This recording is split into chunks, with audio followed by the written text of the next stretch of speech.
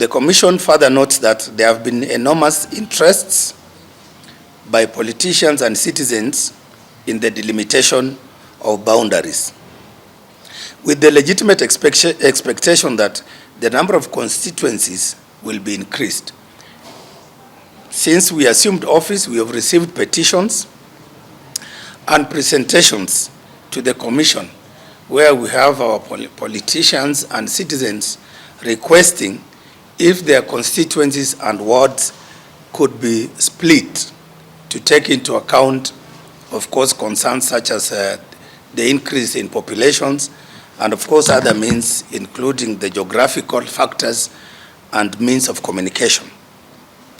While we take note of these demands and legitimate expectations from Kenyans, we, however, wish to inform the public and Kenyans in general that the Constitution under Article 89(1) places a cap on the number of constituencies.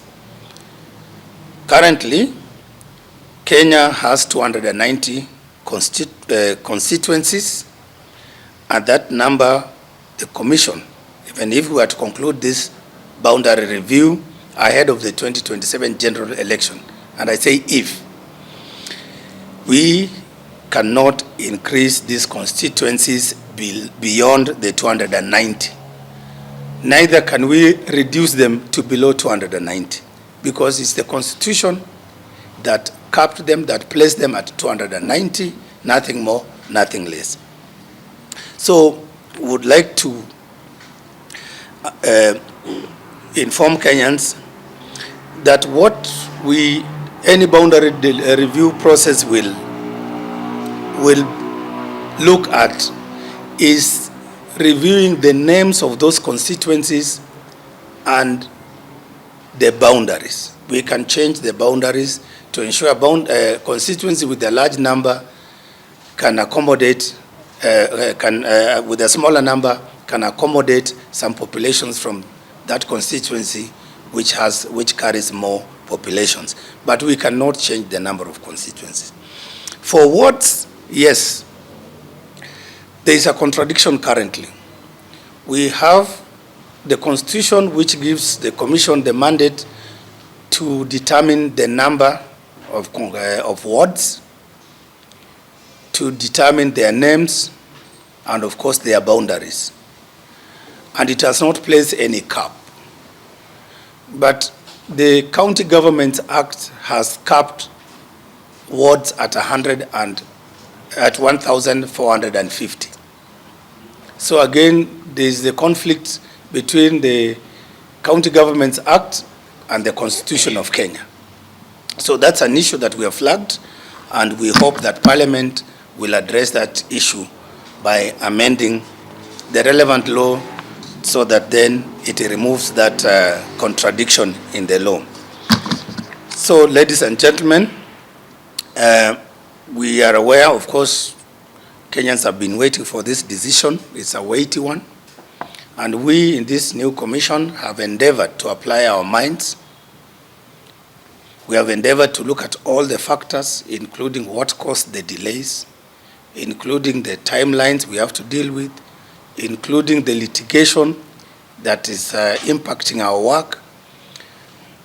And we've made what we believe is the right decision, and that decision does not in itself stop the delimitation process. We are continuing. There's a lot of work that Kenyans need to understand, and that work requires adequate preparation, early preparation. We need data, we need the tools, we need the training, we need the capacity, and we are proceeding with those processes that that are not affected by litigation, and that we hope in time we should be able to conclude this process accordingly and guided by the law. I thank you very much.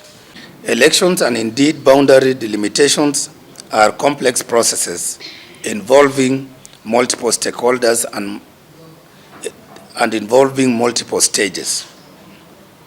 The Commission is currently managing critical electoral cycle activities, including by-elections, which we completed the bigger part in November last year. We still have a few more by-elections in Mbere. We have others in Malava, and of course, Isiolo. And we are also managing continuous voter registration. We are also dealing with institutional reforms. There are a number of laws which we are currently working on to be presented to Parliament.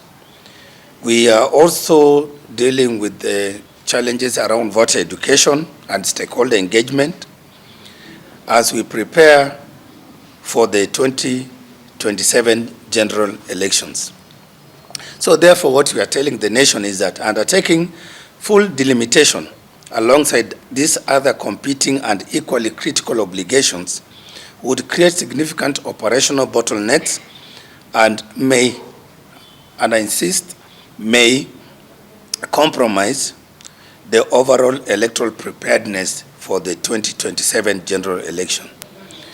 While therefore aware of such constraints, the Commission has made a decision to undertake limited and phased activities towards electoral boundary reviews without compromising the quality and the level of preparedness for the upcoming general election, which is fast approaching.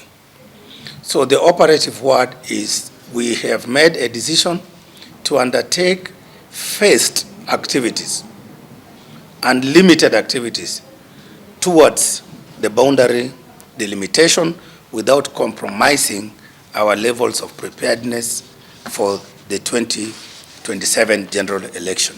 And of course, in our press release, we have explained what a phased approach means. So we have made that decision well aware of the time constraints that we have.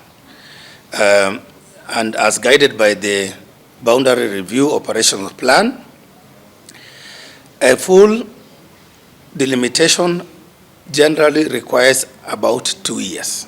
Experts will tell you, and we have our Professor Francis Adol here, it takes 2 years for us to complete that comprehensive delimitation exercise.